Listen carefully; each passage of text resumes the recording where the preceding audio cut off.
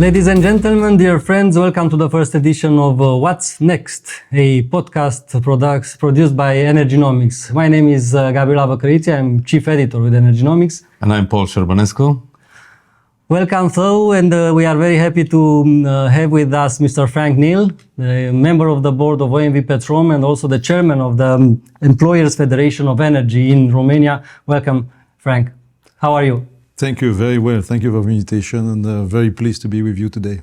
Thank you. Thank you for this opportunity. We have around 30 minutes at our disposal for a chat where we try to, first of all, build up a professional, personal profile of yourself, then enter into more details about the most topical subjects of the day, and also maybe we have the little opportunity, some time to debunk some myths about the Romanian energy sector. So we'll start with the warm-up questions. So, my lord, we'd be thrilled to learn what's it like to be Frank Neal, and whether you'd recommend it. So, firstly, tell us, how did you end up in energy? Was it circumstantial or a personal choice? Well, it's an experience when I was a student, you know, it's usually started there. I was not so sure when at the age of 19, 20 what to do, you know. And I did an internship, and I think that's very often, I will advise this for students, is to do internship, to test different companies, to try to find what you think it's your where you pleased to go. And I had an internship in a company called Alstom, which is at that time was the energy, not the train, you know, the energy sector. They sold after to GE, and it was a factory in Normandy, where I come from, where they were building the largest transformers in Europe. So the factory was huge. And so I went to this factory. I'm not sure, you know, if it was what I will do there, but I was at an experience, I assist an experience. And from that, I said, okay, I want to work in these sectors. And the experience was very impressive, I have to say. We were in the big hall, and there was a big transformer. And they did, you know, not maybe once a year, so it was not very often. They simulate the lighting impact on the transformers. So you had in this hall, which was huge, device to generate a high voltage and simulate lighting on the transformers. And when you are young and you are 20 years old and you assist to that, I have to say it was very impressive. And the consequence, what we learned from that, what was for the engineers. And I say, okay, I want to work in this sector. So that's how I start, you know, to buy an internship in a company where I didn't know too much the company at that time. I was not sure it was a sector I wanted to work. But that was really for me the key timing for my career to choose to go to the energy sector. Now you have the long and solid career behind. Do you consider more like a technical guy, an engineer, or more like a business, a manager guy? Yeah, so I will tell you a story, which is a true story. I started as an engineer. So I am a mechanical engineer and working in the energy sector. So my first 7 years of my career was more in the engineering type of work. And my boss at that time, after the last 2 years, between 5 and 7 years I was engineer, he told me, Frank, you are okay as an engineer, but you are much better to try to sell what you design, you know. Not very good at designing, but very good at selling it. So he told me you should move to the commercial part. So as I spent 7 years in mechanical engineering and design in the energy sector. And then I moved to the more marketing, sales of gas, sales of electricity, still with an engineering background. So I did some asset development after management of gas power plant and renewable power plant. But I have to say more from a business point of view and rather a technical point of view. So had you not been an engineer, what else would you have seen yourself working in?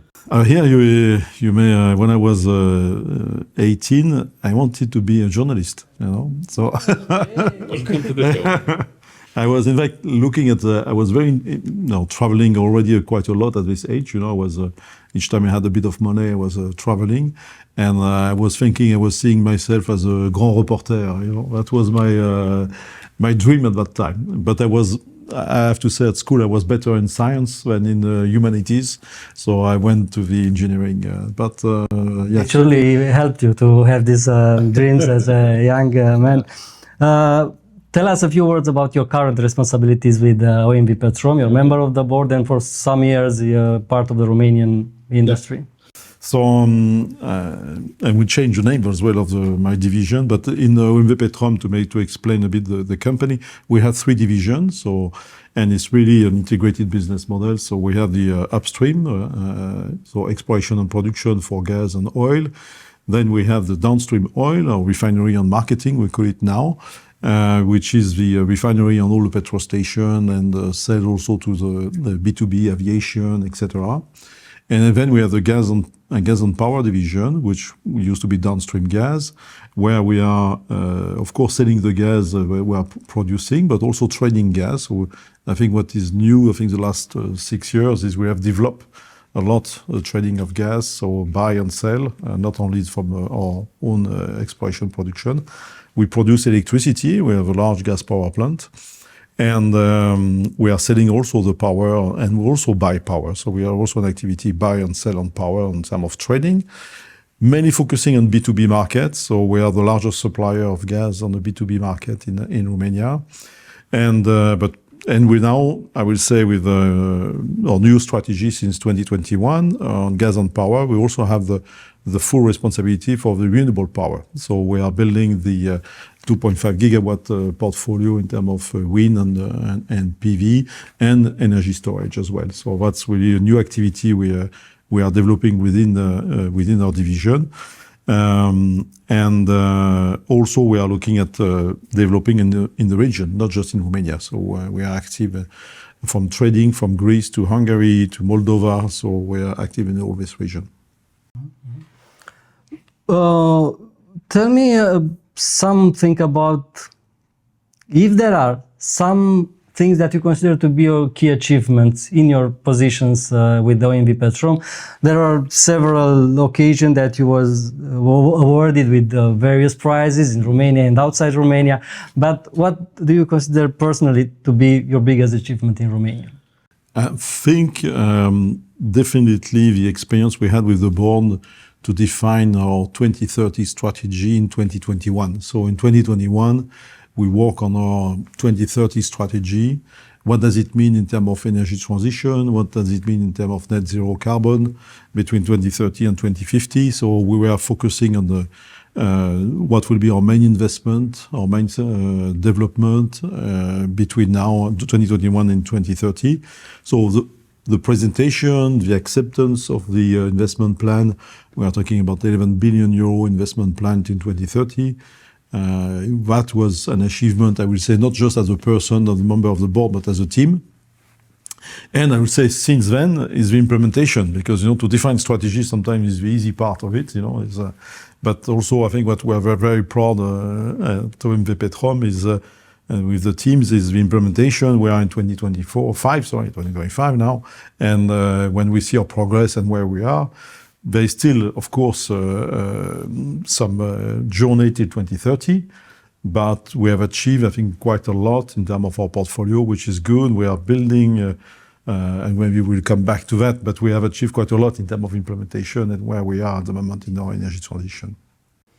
You've said you started working on the strategy back in 2021. How often do you change this course of action given the recent events? Yeah, it's a very good question.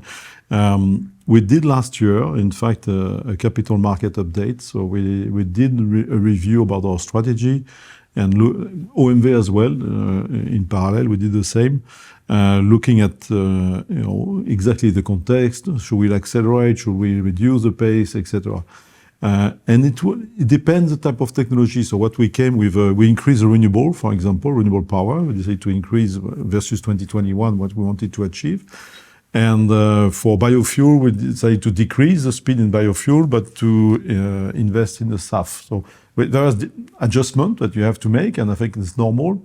But the direction in terms of energy transition, in terms of Neptune investment, traditional business, stay in line with what our target 2030. So I think it's important is to keep the vision, to keep what's the target you want to achieve. And from that, to decide, okay, what's the best route to get there? And sometimes you have to adapt the route and potentially the investment to reorient some investment. And I think also some of the success is this, is to be able as a management team to convince our shareholder, okay, we should accelerate there, maybe this one to pace the development. Like EV at the moment, you can see today there's a decrease of sales of EV. So how do you adapt your investment, etc. So this we need to review, and we will certainly come back before 2030 also to the capital market and to our shareholders with again to adapt. I don't know, don't ask me what, but certainly there will be another passage, I will say, with our shareholders. Yes, OMV Petrom is undergoing a massive change of strategy and the adaptation process to the current and future market. And talking about OMV Petrom is in many respects talking about the Romanian energy sector at large. And we'll touch probably most of these elements. I will start with the offshore and the Neptune Deep project because it's the closest to OMV Petrom, and I suppose that also is the one that takes the most of the investment that you talked about. Where are you now? What are the prospects with this project? Yes, in fact, indeed, it's our biggest investment as part of its energy transition and the investment plan we have till 2030. In fact, those strategies, three pillars, maybe to start with that. One is our traditional business, because we still need to deliver the fuels for our customers. The gas, the fuels, etc. There is a second pillar, which is a regional gas development, and it's exactly the Black Sea, but also the Bulgarian Black Sea. So we can talk also about both entity, and then everything which is linked to energy transition. And here it's about renewable power, it's about SAF, sustainable aviation fuel, carbon storage, etc., geothermal. So that's different three pillars for our strategy, and the investment is split between these three pillars, and Neptune is one of the biggest. So gas as a transition fuel is also true for OMV Petrom, not only for Europe at large or for the... No, it's for, I think it's for Romania, first of all, because I think it's Romanian resources, of course.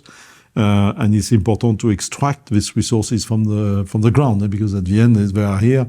It took a lot of time, and you are working in this sector since a long time as well. So you know that when I joined in 2018, we were planning to pass FID in 2018. So it was quite a delay, and it's unfortunately that.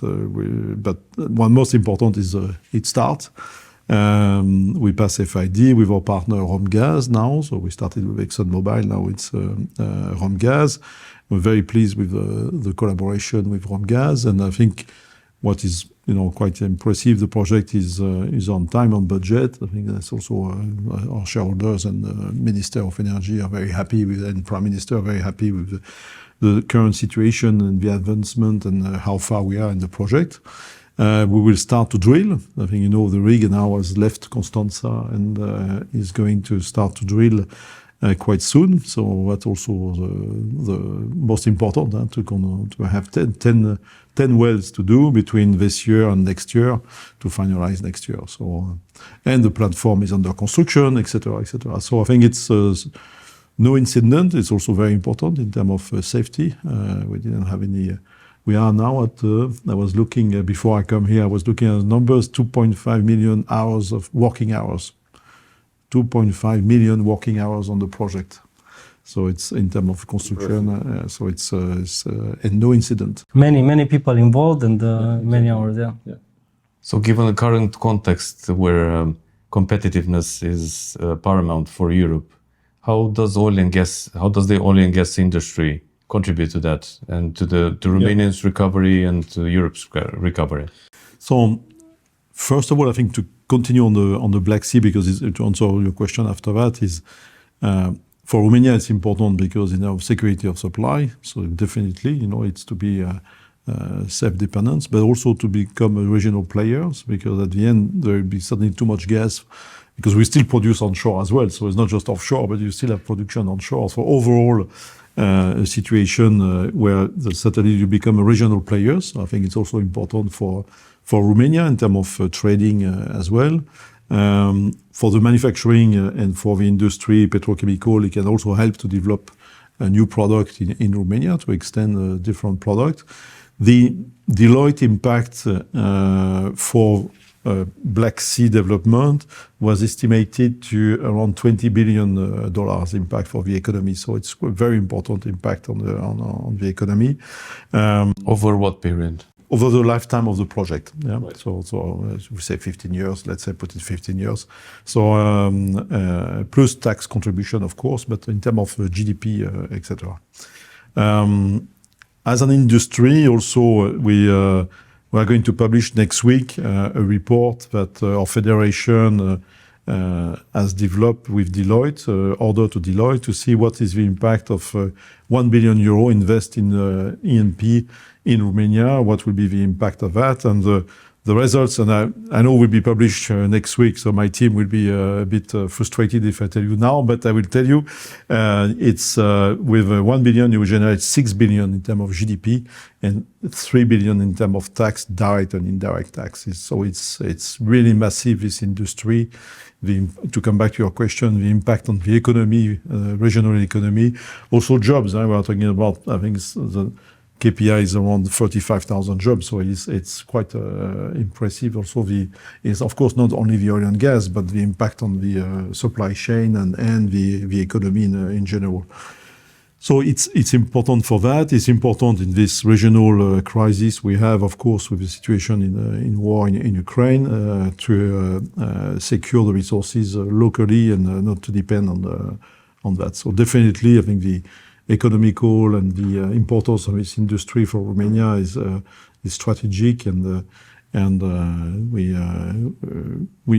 there is still potential. I think also important for Romania. It's not like all the barrel has been drilled or all the gas has been used. No, there is still potential. Even in the Black Sea, we still do exploration. In onshore, there is some potential, but I think what is undermining the industry today is the legislation and the tax level on the onshore. Offshore has improved thanks to the offshore law, but on the onshore situation is still very difficult in terms of profitability due to the very high level of tax. Do you see still some potential in the onshore part for the oil and gas industry in Romania? Yes. There are so many years since Romania has launched a new auction for concession. Yeah, and that's a problem. I think I know of our federation, we complain about that. We still don't understand why there is no more tender for that. There is possibility for new concession. We are also looking at rotation of asset to focus on where we think is more value to generate. But 2 years ago we did quite an important oil discovery. So the potential is still in Romania. Okay, we have depleted fields. But we still drill. We still found some oil and gas. I think what we are very pleased is last year we managed to decrease our depletion, or natural depletion, by having more wells. So that's also very important. And you see, Romgaz, our partner, and also some deep onshore prospect, and increase the production also from that. So I think as an industry, Black Sea oil and gas also came online, so we see there is still potential in Romania, definitely. Okay. Tell us a few more words about your project in Bulgaria. Are there any synergies with the Romanian-based project in terms of offshore exploration? No, there are synergy in terms of understanding the geology and the prospect and the analysis on the field. What we are at a different phase, because we are at the exploration phase. And we are going to drill this year in Bulgaria in 2025, so which is very, very important, milestone, because if we prove discovery, then we will start, of course, the discussion with the government in terms of the concession, but also to get the first gas as soon as possible. So there is synergy in terms of geology. We see that. in terms of resources, we will see, if we have a discovery, how we can use. We have a very impressive team from Neptune. Of course, this team will be very excited if tomorrow you tell them now you continue and you do something else in Bulgaria. Of course, so the skills are there. We are building vessels to operate in the Black Sea. So we have also an infrastructure which is improving in the Black Sea as we talk now.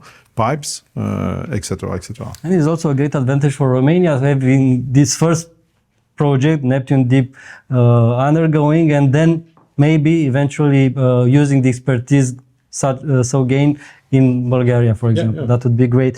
One more question in this respect with the offshore gas. And I'm thinking about one of the topics that was very much of interest in recent weeks. OMV sold a part of the future production and got this way an image of a potential price and revenues for this gas. It was a small portion of what is expected to be used from there. But I'm curious if there are discussions now with the Romanian counterparts, industry or traders, or I don't know, in order to secure some forms of deals already. It's a bit commercially sensitive. I don't need numbers or names, but I'm curious if there are discussions with the Romanian-based entities in order to... We have discussion with, of course, we are the largest supplier of B2B customers in Romania. So, our gas is coming to the Romanian customers. So and we supply also the B2C through ENGIE and E.ON through the regulation today. So part of our gas is also go to the B2C. But on the B2B, we are in discussion with counterparts from now till, we are looking to a contract from 2026 to 2028, for example. So you could say, yes, Neptune is including because it's part of the period if we start to produce in 2027. But I would say it's more as a multi-years contract. We are discussing from now till, can be 2, 3, 4 years contract. So of course, now the customer sometimes doesn't know if it's Neptune or not. I think it's you act as a provider of gas. We need to decide because of the offshore law. We have, some restriction in terms of the Neptune sales. So we need to be aware of that and the customer to be aware if we allocate some Neptune gas. But very often with our B2B customers is a deal multi-years with a potentially different source of gas, Nice. You've been a continuous supporter of the transition in energy and of the new technologies, non-polluting ones that should be adopted. Can you tell us more about your endeavors in this respect? Mm-hmm. I think first of all, Romania has a huge potential there. We say oil and gas. There was a potential. There is a potential, and the Black Sea is an amazing discovery, which will change also the energy balance in Romania. But when I look, and for me it was a surprise also when I joined Romania, the potential resources in terms of wind, solar, hydro. There's also hydro is already there, but you can even do more on hydro. We talk about pump storage, we talk about different new technology. So the potential of natural resources in Romania to develop this is quite impressive. And if you look at, we are discussing with the turbine manufacturers. We have a wind project with Renovatio of 650 megawatt onshore. Is the largest project onshore at the moment in Europe. So the turbine manufacturers say we don't see any project like that onshore is very rare. This size, on one side. So this potential is still there in Romania, and on PV we are developing one of the largest PV farm in 710 megawatt PV, which if you talk in other countries in Europe, don't even realize it's possible. You talk about 600 hectares. With Oltenia, we have now we have 500 megawatt PV plant in Oltenia on the where they used to put the ashes. You talk about 600 hectares also of lands where brownfield lands will be converted. So the potential of brownfield land or low value land to be used for photovoltaic is quite impressive. And you have sun, so you need also sun, of course. But you have sun, wind, and water. So I think that's the beauty of the energy market for the energy transition. And one thing we don't there is no plan yet, and there is a plan, but there is no. And as a federation, we are working quite a lot on that. Is biomethane, because biomethane there is also the feedstock in Romania.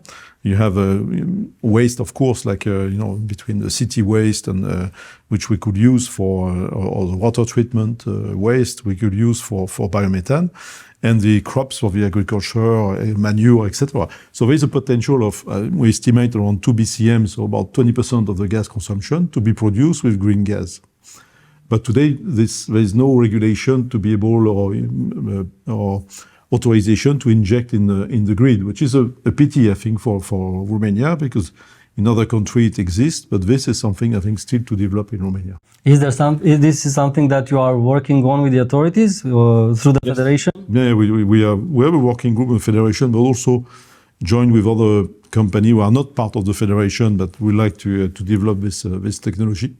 I think today there is a challenge in terms of injection to the grid. It's more a technical challenge, which we need to solve, and we need to convince the grid operator that it happens in other countries. So it means that it must be safe. If other countries are doing it at a big scale, Germany, France, for example, and we need to convince our TSO here in Romania that there is a safe operation. Look at it, learn from them. And then we to make sure we can even test, But we think in any case, it's when you think the amount of transit of gas in Romania, if you inject even 5 terawatt-hour of biomethane, is not going to impact the network. It's cleaner gas, is my understanding. Yeah, I will not go into technical, but I will tell you that it's a bit could be a small volume at the beginning, and maybe after you reach a certain volume, you want to review, etc. Of course, but I think not to stop this industry to start, because I think that there is a way to green the gas. Tell us a few words about geothermal. I know that Federation launched recently a study on this respect, and tell us what are the main ideas. There are 2 topics on this with the Federation we are working, is the geothermal and the carbon storage. I think it's 2 things where the regulatory framework was not existing or is and needed to be developed. So the Federation was involved strongly on that. Also to get EU fund, so how to get EU fund or access to modernization fund for both technologies. So because I think it's important if we want to have a FID or final investment decision on some project. And again, here, when I talk about the potential of Romania for carbon storage, definitely Romania could be a hub for Southeast Europe. You could be onshore with, we have, of course, gas reservoir which we could be used. You have a salty aquifer canyon we could use, and offshore as well. We are starting to look at offshore and onshore as well. So we have identified already as OMV Petrom for potential sites where we could do carbon storage. So there is a potential there to grow. We need a business plan. We need a business model behind. That will be your job. Yeah, we are working also on the logistic. You need also to decide who is going to transport the logistic on this. So there is an industry to build as well. It's not simple, but there is a potential. And geothermal is the same. We have, we realize that as a oil and gas, we have a lot of data. And there is one data we never use is water and the temperature of the water, because that's what not the guy is drilling for. He's drilling to avoid the water. He's drilling to find gas and oil. But we have the data, and I think we discover with that there is some huge potential in terms of geothermal. And we signed our first MOU with the city of Timișoara, where we are working together to try to develop a geothermal project close to the district heating. So definitely there's a potential, high temperature, and potentially to produce green electricity, not just heat. In terms of carbon capture, we have for a couple of months, a couple of years, I don't know exactly, a new authority for mineral resources. And in the title of this authority, carbon capture is mentioned. Do we need some specific changes in the legislation? Is there something in particular that impede this Yes, there is some change in the mining. So there's some change needed, but all is identified. I think on carbon storage, we have seen already the law at the parliament. So things are moving. It's not like it's blocks. Things are moving on both. So we are confident that now the most things are moving in terms of regulation legislation.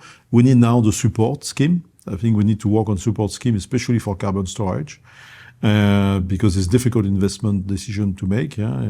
The emitters, the cement industry, steel industry, etc., need also some support to be able to start a pilot project. I think what we would like is really, like in other countries in West Europe, they had some support scheme and they started this industry. Like the solar industry at the beginning, without feed-in tariff, the solar industry will not exist today.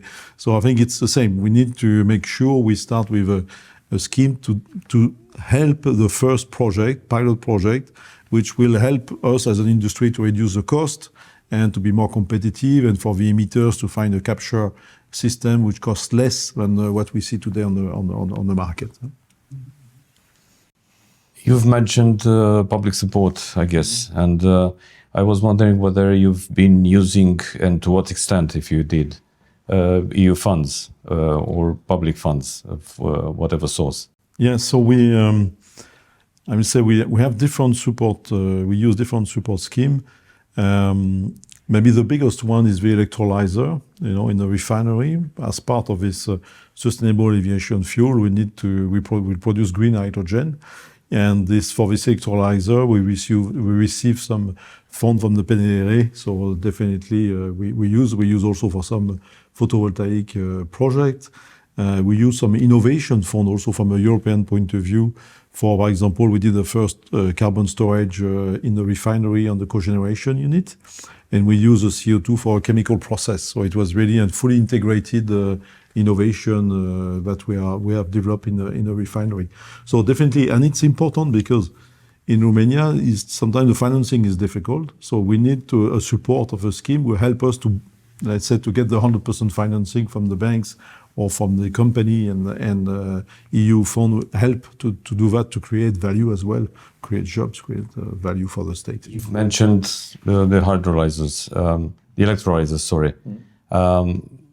Speaking about hydrogen, is this an overstated subject at large, or the constant debate in Europe over producing green hydrogen is there? Is there a business case in Romania? I think even at European level, I will say, it was very ambitious. Let's put it like that. The aim to have 20 million tons of hydrogen produced in Europe and imported as well, very ambitious. Even the imported is ambitious. I think it was, when I look back, the reason why, I think there was also a myth in terms of green electricity will cost nothing. So, when you base an electrolyzer and the cost of hydrogen on electricity will cost nothing, you may have a business case. But we know today that is not true. There was an inflation. We have even if the panel went down, is still, it costs something to produce, and the land, access to the land, etc. So I think this myth about electricity will cost nothing and therefore hydrogen will be very cheap, green hydrogen, is a problem. So I think it's important for the European Union to review the messages around the target, and also to be not technology driven. The European Union should say, okay, we want low carbon hydrogen, we want a CO2 saving, okay? Now it's up to the industry to decide how we do that, which technology we will invest, etc. Not the European Union. And I think this rephrasing the target and the way we do it will help. But I agree, today is a bit, it was too ambitious, and I think not realistic when we see the technology and the cost of it today. Thank you, Paul. If you have any other question, that would be the moment, because I like to move to the final session of our conversation. The dynamic part. Yes, with the question with short answers. So Right. we can do this. Thank you, Frank, for accepting this game. So maybe 10 seconds, 30 seconds at most for answering to these questions. If you had to choose a single energy concept to explain to a wider audience, what would you choose and how would you summarize this energy concept? I think if you talk about energy, first, you have to make it simple for the people. Energy, the role of energy is important in your life in day to day. So it's here for whatever you cook, you eat, you transport, etc. So the role of energy is essential. Energy can be transformed. You put gasoline in your car and you transform chemical to mechanical energy. So there's a transformation of energy, which is important. So the concept of essential transformation of energy and storage of energy, which is also a very important concept. And you know the energy quite well. Between gas and electricity is a different challenges. So I think it's, for me, the three things I will... Okay, an engineer perspective. Yeah, more engineer. Next one. What will the energy market look like in terms of jobs and skills over the next period? I'm speaking of the AI impact particularly. Yeah, there is a myth that AI will destroy jobs. I don't believe in it. 20 years ago or 30 years ago at the university, you say computer will destroy our jobs as engineer. It didn't destroy any jobs. So I don't believe in this myth that it will destroy. Now, what I see today in the energy sector, after 35 years in the energy sectors, never seen so much innovation. So I'm very confident in 10 years, the job will change, of course. But if you think because of energy transition, you mentioned hydrogen, you mentioned, sustainable aviation fuel, biofuel, the amount of innovation and technology, carbon storage, geothermal, deep, with closed loop geothermal system we are developing in Romania, all of this, it's new technology we are developing. I've never seen so much SMR, if you talk about nuclear, so much innovation in the energy field since 35 years. So, before we had the coal power plant, the same technology for 40 years, a nuclear power plant, the same reactor for 40 years, etc. So I think this dynamics we see now is unique. Thank you. You mentioned earlier, but please, in one short phrase, what is the role of fossil fuels in the energy transition? Important because you still need, it's part of the energy transition. You have to be careful in terms of the pace of the energy transition. We talk about hydrogen. You still need gas today if you want to be able to run the industry. Hydrogen has not replaced gas today, so we need to be careful in terms of the pace and to make sure we don't stop to invest in the oil and gas because we think it's not the future. There is a debate around energy independence. How feasible is this for Romania? We are not dependent in oil, we are not dependent in gas, and we are not independent in electricity. So the challenge is there, but it's feasible. Okay. Energy transition is in the same position somehow. There are many critics of this concept, and they say we don't need, it is impossible, the pace is too fast. How do you see it? Is it a necessity? Is it something nice to have, or how do you see it? It's a necessity. You see today the change in terms of weather. I'm not climate. I'm convinced about the climate change, and I think it's a necessity. I think we've touched upon this before, but is green energy cheap? What is important is you pay the right price for the carbon. If you pay the right price for the carbon, clean energy is cheap. What does security of supply mean from your perspective? Thinking maybe also from the position of a politician, of a decision maker in a public authority body. Yeah, it's not necessary to be to produce everything in your country. You can have a diversity of supply, which give you also security. France, we don't have oil and gas, but we had a diversity of supply. We didn't depend like Germany only on the Russian gas. And I think, so that is important. It's about diversity of sources and not only to produce everything in your country. Coming back to the subject of the day, AI, would you integrate or are you planning to integrate AI in your daily businesses? I mentioned the myth of AI about destroying jobs. There's another myth about AI is what is it exactly AI? And at the end, it's application. We are using application today. It's not like we are not using application for data analysis, etc. So AI is to bring application to the business to improve the way we work. So yes, we are using it, and we'll use more AI in the future because we'll use different application in the future. OMV Petrom is in full process of transforming itself as an organization, as a company, and part of this transformation is my understanding, building up the consumption for your product. And I think about the investment you have in electric vehicles, infrastructure, and so on. The final question. Is the complete electrification of the economy a realistic goal or just an ideal? I think the best solution. It's realistic. It can be done, but economically, the model I have seen, done by independent study, show you need a mix of both to make it economically viable. So the 100% electrification may cost too much to the society. So you need to find the right balance. Again, very often is this. We need to increase electrification, yes, but you need to find the right balance. It's a question of cost versus the benefit. Thank you. We are closing the final. Paul, if you want to ask something or comment something. I would go back to the personal side of Mr. Neil. Frank, how many places have you called home throughout your journey to date? And please be careful on this one, to place Romania. Romania first. Right. Well, I will start by saying my longest now duration, working duration in one country is Romania. So I say, if you take today's home, is definitely Romania. Take it as a compliment. Yeah, and before Romania, I have to say I've traveled in different countries, but in terms of professional life experience, UK was certainly maybe what I will call home. I learned a lot and developed a lot in UK at that time. So that's maybe, but I would say since 2018 now it's definitely Romania. So since you were in so many places throughout your journey, how do you keep the balance in your personal life? There's one thing which is I learned with it was a boss of a company, a CEO of a company when I was 25 years old. I asked him how exactly the same question.